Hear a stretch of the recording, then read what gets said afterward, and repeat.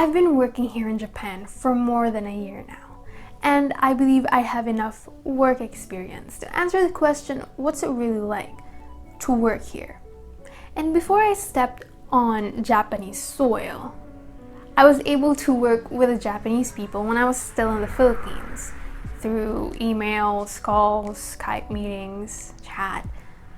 And based on those interactions, I was able to gather or conclude to some observations on what the Japanese work culture is. But I know it's going to be a different story when I am in their country and have interactions with them in person.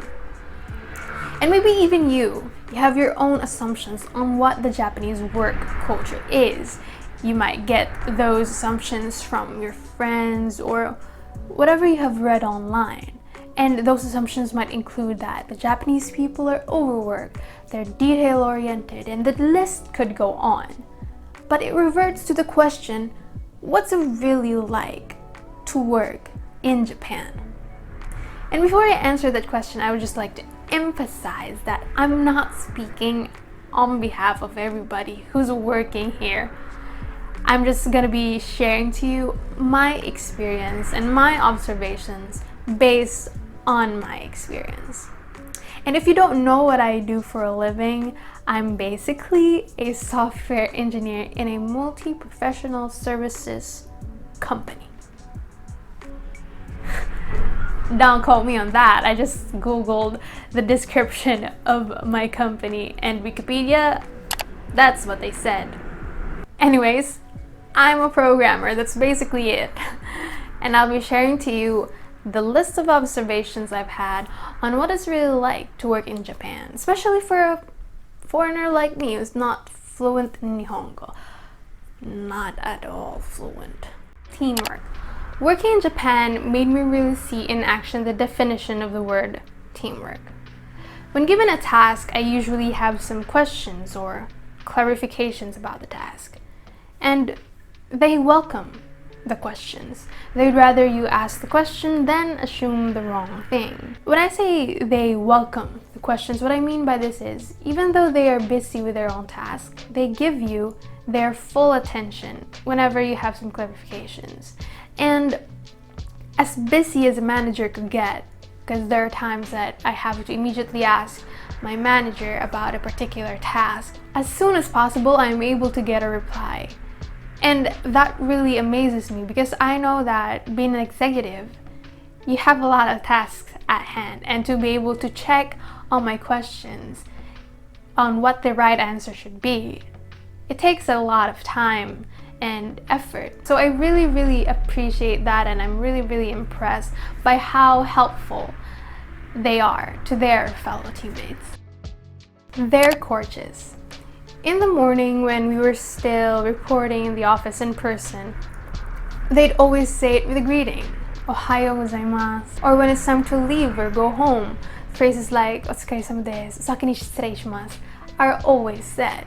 And even when I'm walking down the hallway or when I'm in the comfort room and somebody's there also, they'd always acknowledge your presence. Well, maybe not always, but most of the time, they will acknowledge your presence. They will smile at you or bow. And from where I'm from, this is really new to me. I mean, the greetings are basic, but when you're just walking on the hallway or going to the comfort room, we usually just mind our own business. But, you know, in a way, greeting somebody you don't know, it's kind of nice. Great opportunity for learning new skills. Ever since I started my career in the tech industry 3 years ago, I was trained to become a developer, a software engineer, a programmer, whatever you call it. And when I got here in Japan, the first role that was handed to me was different from becoming a programmer who writes codes, instructs computers. I was given a task, a role which is related to project management, meaning there will be client meetings, requirement gathering, things of that nature. And I was kind of shocked by this because from where I'm from, you're hired to do a job if you have enough experience about it, or if you have knowledge about it. But here, if you have the potential, let's use that potential. Even though you don't have any clue on what the task is really about, you have to do your best. At first, of course, when you're learning new things, it was difficult for me. But as time progressed, I was able to grasp how to do things with, of course, the help of my colleagues. And what was the struggle back then is now a newly acquired skill. The language barrier. If you're not fluent in Nihongo like me, it's quite challenging. However, I'm lucky to be positioned in a team where they know how to speak in English, so communication with them is easy. But it's inevitable to have meetings all solely done in Japanese. Situations like these will put oneself at a disadvantage. You don't know what they're talking at that time, and information isn't immediately accessed. What happens in a nomikai stays in a nomikai. You might be completely trashed in a drinking party, you're laying down on the floor and can't walk, you see your boss dancing over there. All of that is completely forgotten the next day. All of that stays in the nomikai. And in the next day, you completely do nothing. You don't raise that particular situation with your friends, you don't talk about it. So if you were totally embarrassed on what you did the last night, don't worry, we won't talk about it anymore. Kinda nice, right? We should all be doing that, not keep on repeating the embarrassing things we did when we were drunk. They are detail-oriented. The Japanese's dedication to perfection is what makes Japan an incredible country. The small detail matters. But there are pros and cons about it. And when you're executing a task, you have to double check, triple check, quadruple check your output if there are any misses or mistakes.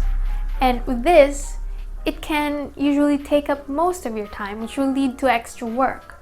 But the upside of it is you're under quality output. Long working hours. Now, this depends from person to person, project to project, and your priorities. For me, I only render overtime when it's needed. Emphasis on the word when it's needed. Because sometimes there are tasks that are needed to be done with urgency. And of course, you need to complete it as soon as possible. And they don't really enforce on me that you have to work overtime every day. No, they don't. You have a choice. And also, I try to be as efficient as I can. Back then, when I was still new to this industry, I work hard. But now I don't. And before you judge me, here's my explanation. You see, before I work hard, but now I work smart. This means that I focus my time and effort and energy on some things that really matter. I have to divide my time, focus on the task, and have no distractions so that I can finish my task in the shortest amount of time possible. And also, when a task is given to me, I find a way to complete the task in the littlest effort possible. When I say littlest effort possible, it does not mean that I give my task to other people. It just means that I have to find a way to execute a task with the littlest effort that I can do and still arrive on the expected result. And that's what I mean by I don't work hard, but I work smart. So in a way, the long working hours really just depends on you. Depends on the urgency of the task, and depends maybe on your boss. They get done. Without a doubt, being here and seeing firsthand the Japanese work ethic, I'm really impressed. They're dedicated to their work. They plan carefully. They follow through that plan, which inevitably leads them to get done. And they will do whatever it takes to get it done. And they do. They do get it done. And that's it for today's video. I hope you enjoyed watching this, learned something new, and if you haven't done it yet, please subscribe to my channel, like this video, share to your friends, leave a comment down below, and I'll see you on to the next one. Bye.